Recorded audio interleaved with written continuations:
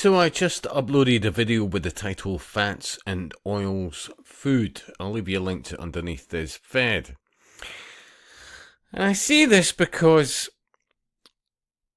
as I was mentioning about what fats I would recommend, I thought, well, crisps, here's where it's a major problem for a lot of people, and even the fairly clued up. We've all been there. Crisps, munchy, yeah, and then you go, seesaw, that's the way round it, blah, blah, blah. But it's still pretty bloody processed, and it's usually got oils that contain linoleic acid. Now, even when I typed in why is linoleic acid bad, the benefits, you can trust us, absolutely. But when you look at the eugenics brigade, why do they promote oils high in it? Yeah, it's astounding. I cannot say this enough to you. If you could try, I mean, remember, people can say, oh, I wish I could shift this weight, blah, blah, blah. Many, different reasons. Health, absolutely. And anybody of any weight, and if you're serious, and one of the first things that I would recommend to you, if you want to lose weight, is get crisps out your diet. Seriously. I'm trying to look for crisps, honestly, where I would have confidence. And what I've actually found is, funnily enough, when it comes to, well, the occultists that are fans of Rayburns and Agas and various other things, they will go that extra mile if they want something, like a crisp. How about just thin slices of potato, etc., and beef dripping, etc. You could try. How successful you may be, I don't know. But I stopped eating crisps a while ago. And in its place, well, I just enjoy on a very regular basis home-cooked chips done in beef dripping. And I'll tell you, with a bit of organic apple cider vinegar and some Himalayan type salt, and add some butter to that. Yeah, what a flavour in those chips. Oh yes, you'll get a good quality tasting. You'll get into it. You'll realise what I'm saying. Egg and chips, as an example, is phenomenal. It's actually really good for you. And when it comes to processing, it's very, very limited. And obviously, you get yourself a good chip pan. None of this plastic nonsense, none of these Tefal coated shenanigans. Just get yourself, for example, a good-sized stainless steel pot and add unfiltered beef dripping. And obviously you've got to clean it occasionally and, do various things. But it's bloody well worth it, seriously. Home-cooked chips. Honestly, I'm even... And I'm speaking to the more clued up out there who, as you wake up more and more, you've got hunger pangs because you're like, do I really want to eat this crap? I mean, I'll be honest, I can hold my hand up.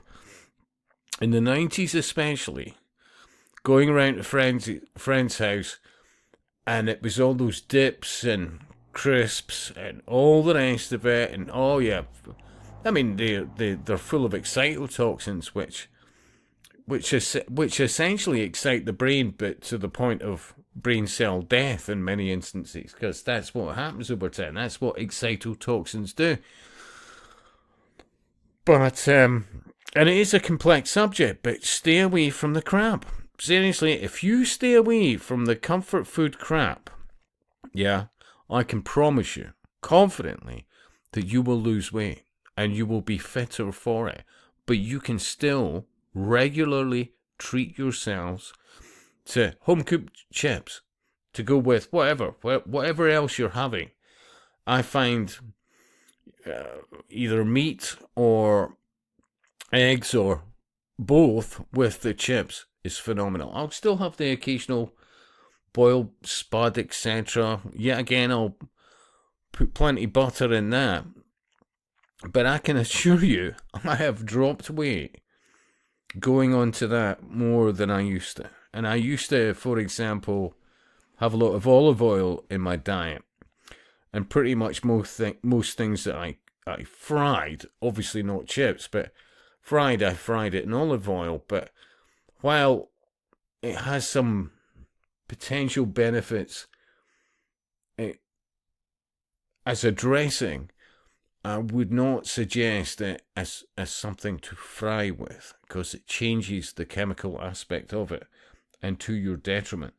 When I suddenly stopped, and remember, when you think about how expensive olive oil is, especially these days, and of course, you have to question the authenticity of said oil, because there's so many, for example, when it comes to Italy, etc., and not just Italy, but what's purported to be in those bottles is not necessarily what it actually is. So, in summary, just stop with the processed nonsense. All these comfort foods, the crisps, I get it. I remember it as a kid.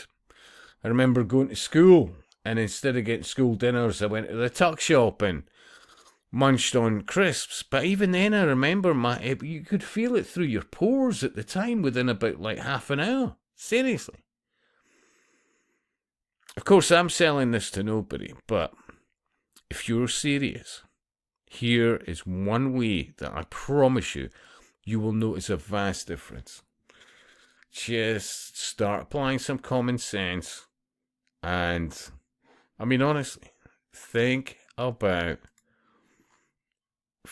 oils rich in linoleic acid and the ones that have got less. And funnily enough, lard, although I don't notice beef dripping and it should be there, olive oil, but not used for frying, butter, well, butter's only 2% and coconut oil is the same. If you go to avoid anything high in linoleic acid, and of course, use some other common sense practices, and just the avoidance of processed foods, I can promise you will be so much better for it. But most people are programmed that what they think they consume is just about purely calorific aspects. So if for example, you'll see pretty overweight people, and maybe they're out there walking or whatever, but they never get that much slimmer. But they've been programmed. I've seen it with people that hit the gym a lot, and they'll eat all the crap of the day and they just think it's down to calories. It's a lot more complex than that. But yeah, I hope this makes some sense, and I'll speak to you soon.